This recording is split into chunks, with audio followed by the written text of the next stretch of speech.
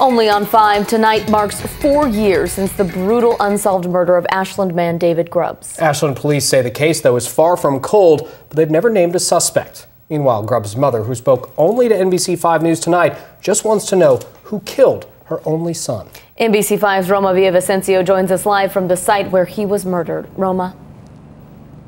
Kristen, some of David Grubbs' closest friends are here right now, lighting candles and remembering their sweet friend that was brutally murdered right there where that memorial stands.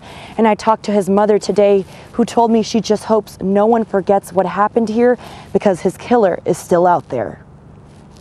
Life goes on unless you're me or his sister or his father or his good friends. For the last 4 years, Sherry Grubbs has lived with a hole in her heart. Taught myself not to cry too much, because if I didn't teach myself that, I would cry all the time. Her son, David Grubbs, was brutally murdered on the Ashland bike path at just 23 years old. And now, 4 years later, Sherry Grubbs is receiving hugs, both from friends and Ashland's police chief at the site where he was murdered. He had no enemies, and yet someone came at him with a machete, and now he's gone. Detectives are still trying to figure out who killed Grubbs.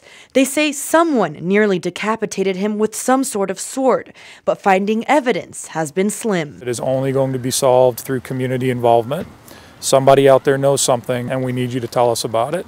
In January, NBC5 News reported that APD had publicly named Christian De Laurentiis the second person of interest in the case. But I mean, it was new. We didn't know about it, so it was new information to us and the public. It was, but it wasn't a development in the case. While De Laurentiis has not been named a suspect, in fact, they've never named one, Chief Ty O'Mara says De Laurentiis is still a person of interest. His name came up a long time ago when we looked at it. De Laurentiis pleaded guilty last year to killing and dismembering his roommate in Washington County.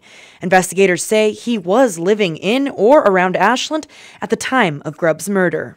Some people have tried to characterize this David's case as a cold case, and that's not an accurate description because the leads do still come in. We do still have a detective assigned to this. But O'Mara's being tight-lipped about recent developments in the case. If there are other people of interest, I wouldn't comment on that one way or the other. And like David's grieving mother, he's pleading for the community's help. I don't want them to forget him or the horror of what happened to him here. Right here. Right here. Chief O'Mara also told me that they do get new tips every month and that they have interviewed dozens of people, maybe even the killer, but they have not been able to pinpoint a suspect. So maybe they're hoping that on this 4-year marker date, somebody out there will provide the lead that will help them crack this case. Live in Ashland, Roma Villavicencio, NBC5 News.